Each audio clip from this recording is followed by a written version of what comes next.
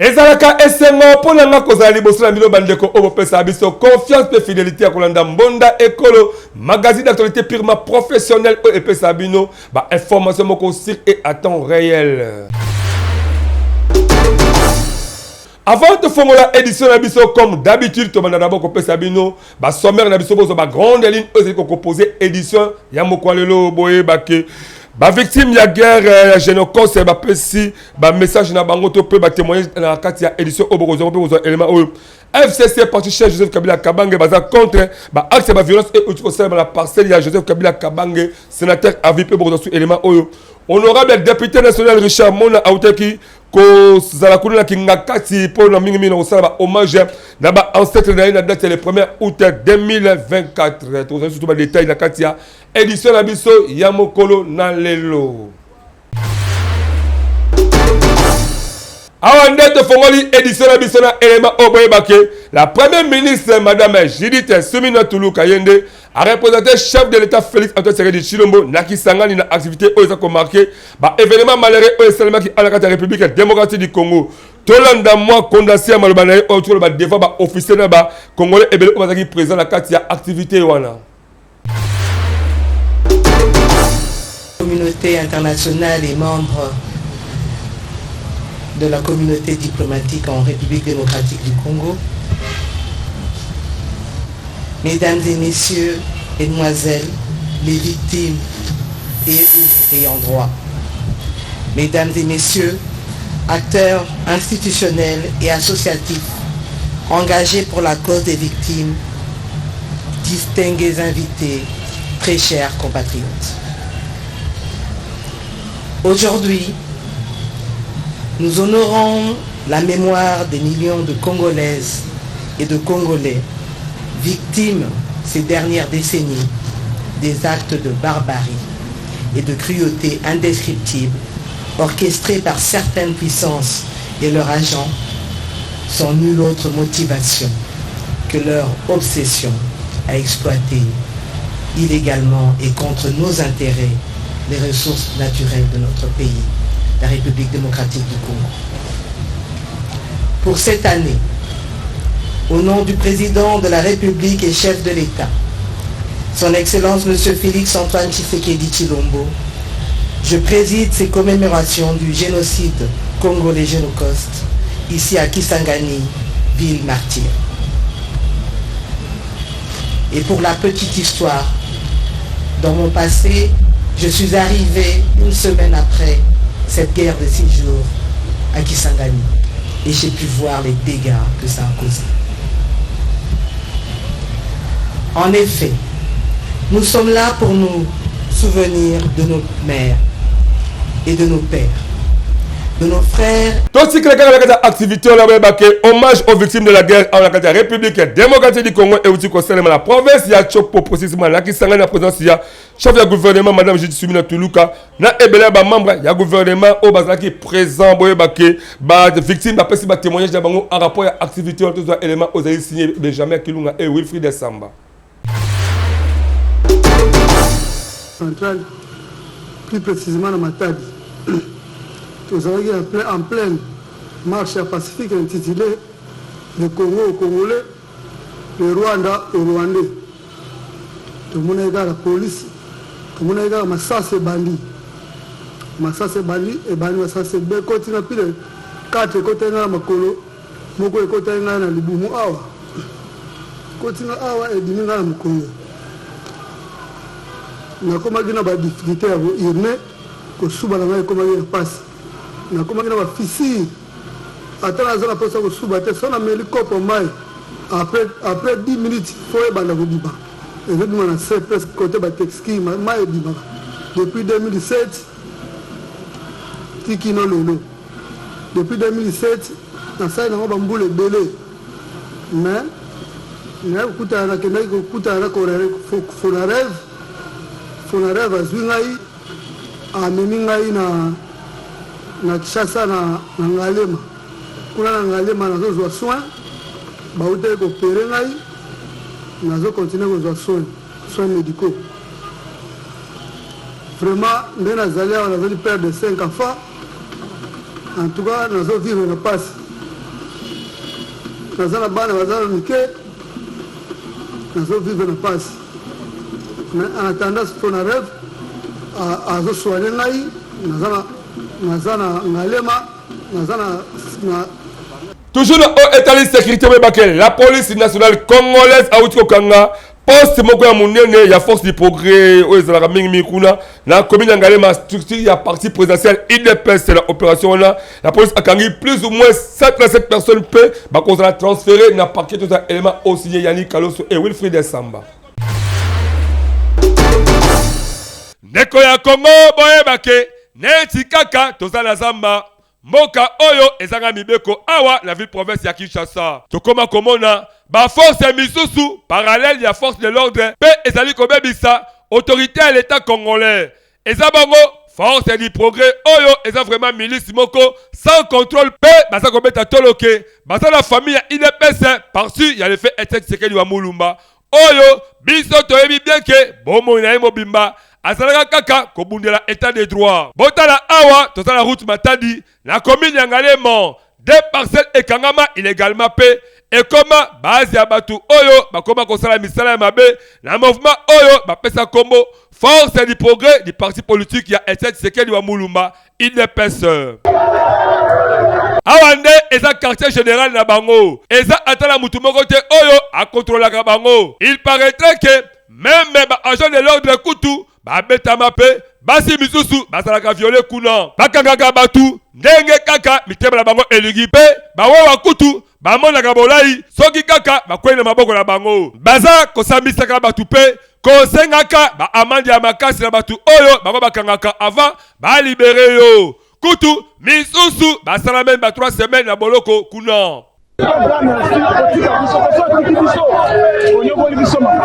Mouvement terroriste oyo baza kolobake baza batu ya IDPS bake même koluka kobenga na famille ya Joseph Kabila Kabange na lupango la bango. Heureusement bagardi oyo bazalaki wana trop professionnel ba maîtriser bango pe bakangi ba misusu na nyonso la police nationale congolaise a outi qu'on lançait opération Morokuna, la boutou ya GDP, ba identifié bisika nyoso oyo bazalaka. Ba réussi kokanga, plus de 135 personnes mokoka. Ezali goutte muke nakati ya verre oyo euti kofaire déborder yango na événement ya lobby oyo bakamataki main d'œuvre ya force du progrès bake kosala nango déguerpissement comme si l'état n'existait plus. Na nsima wana bato wana bakamati mokano ya koleka na GLM na résidence ya ancien président kuna nde banekipe s'attaquer na bato totiaki bango maboko ndambo na kati na bango na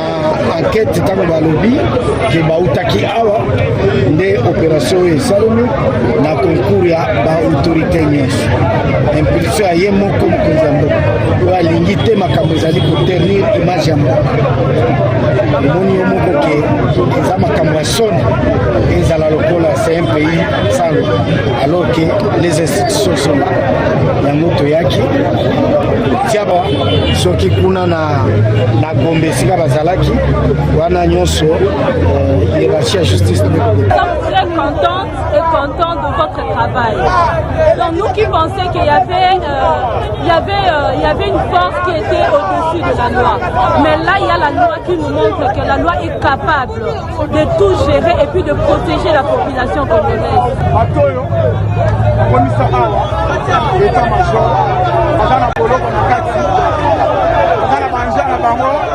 Chef na quartier nous sommes super na bango ba cordon soki aussi problème ezala ozona na mutu koboye bango na telemi rétroviseur chrétien yo yebake tango yo kozonga bazokamba yo inde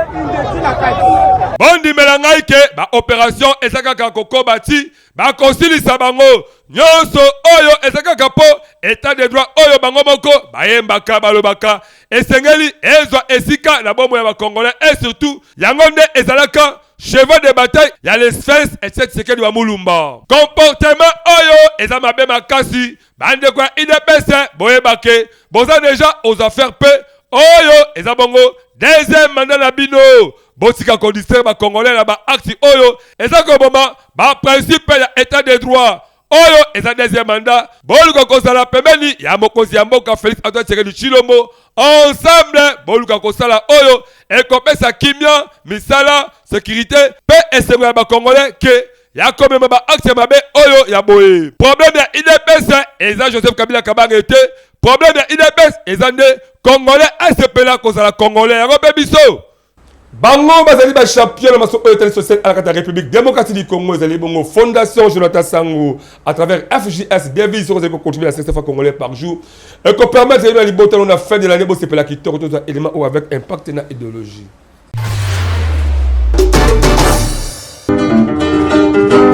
ndeko ya Congo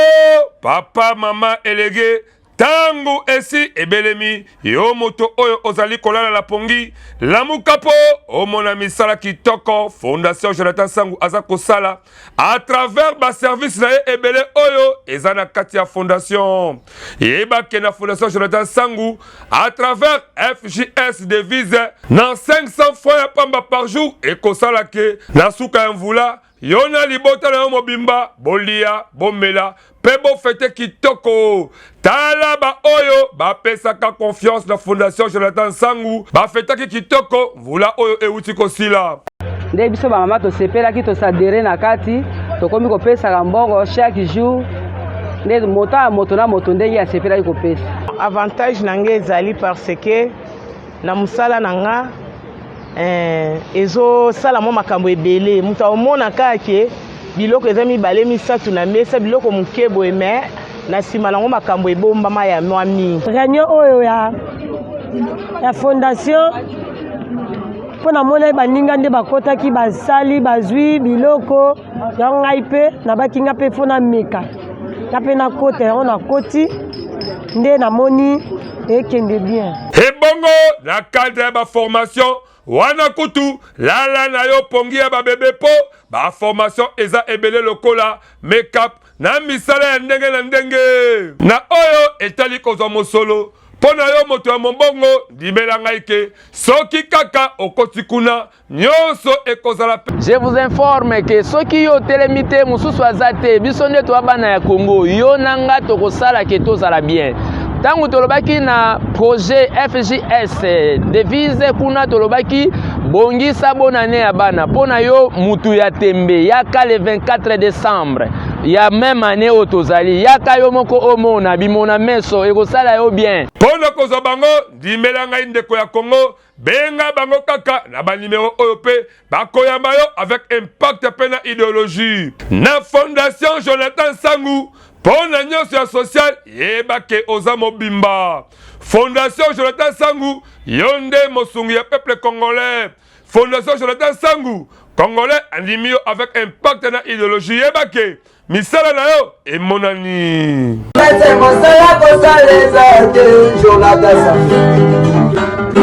epa Jonathan Sango mosala enano ba conseil communautaire République démocratique du Congo bango nyonso baza ala kata ville province ya Kinshasa baza ko interpeller la gouvernement congolais atala bakala bango po depuis babana musala ma papa donc 7 mois kaka un peu parce que vous entend alikuta mon côté donc une semaine kaka ba pesa le gouvernement soki a résoudre kala bango te ba conseil ba manifestation ma casse pour permettre que était le gouvernement et ba ko résoudre ba problème bango avec impact na idéologie sur élément au signé Igride Mateta.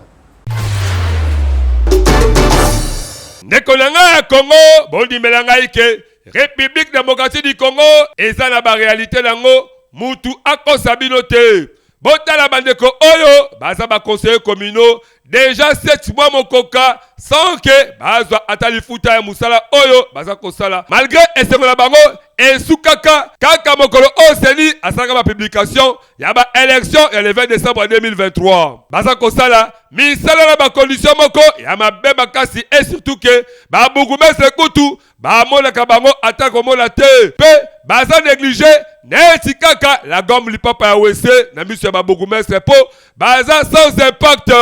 bondi melanga ike bazali kolela pe babeleli na gouvernement Jidi Suminwa ayoka mbona la bango na conférence de presse oyo bauti kosala ba conseil communaux nyonso ya République démocratique du Congo baza clair na mbonda oyo baza kobeta. Nous sommes en train de travailler durant 7 mois sans être payés, sans frais de fonctionnement ni d'installation. Nous avons rempli toutes les missions reconnues par la loi sur les ETD dans notre session extraordinaire. Boye bake baza ko promettre bako banda ba manifestation ya makasi mikolo oyo eza koya soki kaka gouvernement akipé bango te. Nous allons réclamer. Nous avons donné l'ultimatum de 7 jours au gouvernement de répondre à nos préoccupations. Si nos préoccupations ne parviennent pas à rencontrer la satisfaction de la part de notre gouvernement, les 915 conseillers de la République, dissimulés dans les 26 provinces, nous allons marcher, nous prendre en charge et nous resterons devant l'autorité jusqu'à ce que la solution soit trouvée. Et Sengeli, bondi melangaike, baza bongo au nombre ya 915 na 26 provinces de la République démocratique du Congo. Souci pe mawasoki l'État congolais ayeba kike à cause de la incapable ya kofuta bango. Pourquoi ataki bango na course ya ba élection le 20 décembre 2023? Pourquoi pas l'État congolais asuka kinaye kaka na ba député ndenge ezalaka kala? Oui, et Sengeli bazala wala po na ko développer mboka à partir à base donc na ba commune mais wapi état de droit po ba congolais oyo bazala na fier ya kolobake baza ko sala musala po na bolingo ya Congo biyano ekomonana na ba acte soki kaka ba conseil communaux oyo ba koti aux affaires kitoko yango be biso to betisi kaka mbonda soki oyebi que ça problème spirituel type physique qui mambango et pas Ibrahim Chams à ko soigner avec impact na idéologie.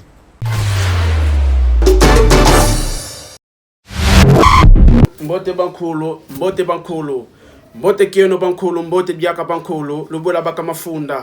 lubola baka mafunda, lubola baka mafunda. Mbote na bino bisika bonso bozwami, ezangaye, le coutumier suprême, le coutumier de la nation, Mala Ibrahim Chams Baplan. Nazali moko ya ba coutumier oyo bankoko batindi pona service na bino bantu, c'est-à-dire ba makambo nyonso to ba problème nyonso oyo batu bazana yango, problème ozana yango ya kimosuni to problème ozana yango ya molimo nde yango bankoko batindi ngai na ya awa pona ya kotalisa bino ba problème nyonso oyo bino bozana yango nde na ba kopesi la bino yango solution. Lokola batu o bazana problème itali mosolo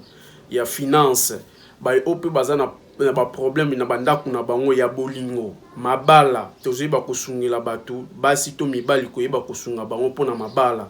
et puis mosala ba o bazana posa koluka mosala to ba o bazana posa ya promotion nde tozoyeba kosungela ngo batu ba musu bazana ba masque de vieillesse ba o bazana posa ya bankodia toyeba kosunga bango na yango ba o bazana posa ya ba domination ozala pasteur onoso bazana kati ya art ba o basala ka art kopesa bango succès ba koma na ba niveau o bango balingi tozali kopesa solution na pouvoir ancestral. Quelle que soit grandeur, il y a problème to likambo oyo ozana yango soki o contacter biso bakoko bakopesa yo solution soki ozuli baku ya kolanda ngai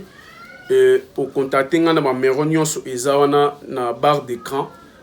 tant o contacter nga okoyeba kozwa solution ya makambo oyo ozana yango ezalaki ya bino le coutumier Mala Ibrahim Chams autrement dit Baplan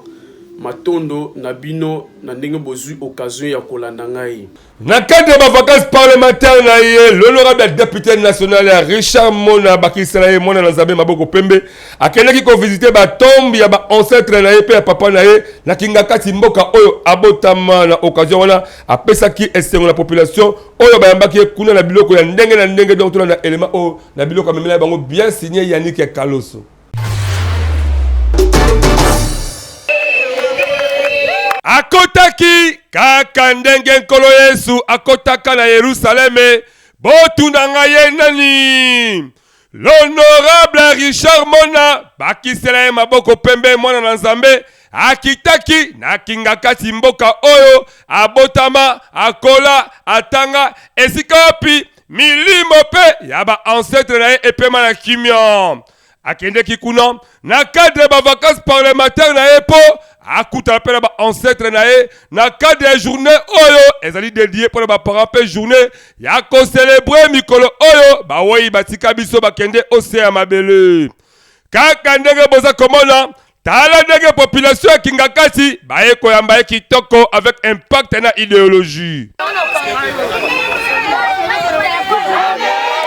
kokita mabele l'honorable Richard Mona mwana na Nzambe atambolaki inde ti na cimetière epai wapi bakundaka bakoko na ye mibale kuna adepozaki bagerbe de fleurs na cadre ya kokanisa ete bango nde bagéniteur oyo bapesaka ye mpe makila mpo lelo oyo azala na bomoi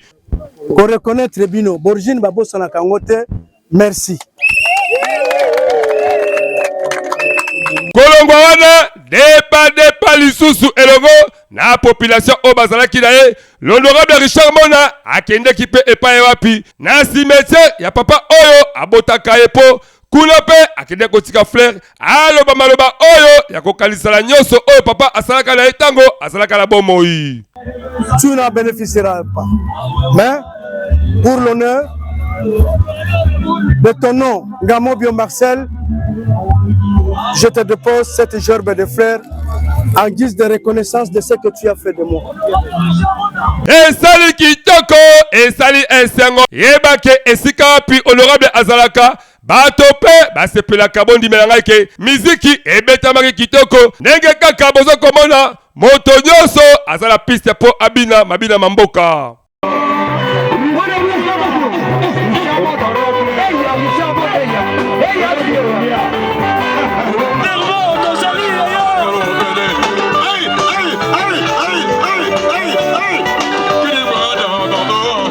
Tellement que honorable Richard Mona mwana na Nzambe atambolaka pamba te ayebi ke kuna nde ezali base na ye bondi melaka ke ezalaki occasion mpo na ye ya kokanisa bamama oyo bapesa ye bomoi amemelaki bango bamaputa bamungwa basavon biloko ya ndenge na ndenge meme na baenveloppe ekopermettre bango mpo batongisa baputala kitoko ekoma bilamba epai ya batailleur makambo oyo mingi basalaka te mais honorable Richard Mona asali yango kaka na même occasion wana boyebake parmi lauréats oyo bauti kobima ba examen d'état mwana epe Kingakati pe azalaki wana honorable Richard Mona état para pe école ye atangaka akokaki jamais kosika élève wana boye apesaki enveloppe pe apesi na ba enseignant oyo bazali kotangisa kuna na ba école ya Kingakati esilaki te ndekolanga bondi belanga ike l'honorable Richard Mona akendaki kovisiter zone de santé oyo ya Kingakati po etongama depuis la époque coloniale pe esika wapi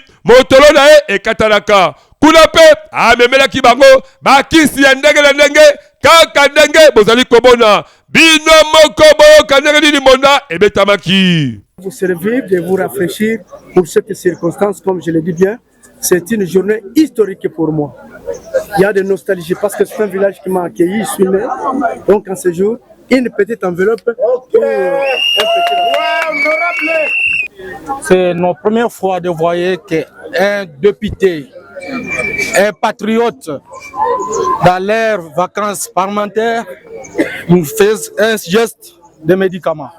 Esali kitoko, esali esengo, l'honorable Richard Mona, bakisela mona na Nzambe maboko pembe, a promettre a continuer bango ba la pendeur po Kingakati pe 18h mwinda epelaka pelele pe akani meme na école oyo avant que bana bazonga kelasi akorependre yango ekoba kitoko po bana Kingakati bazwa esengo honorable ya boye en tout cas bana changu esengeli bo soutenir avec impact na idéologie po alobi ke vacances parlementaires na e partout na changu bokomona lokolo na e biso pe mbonda ekolo tobeteli mbonda.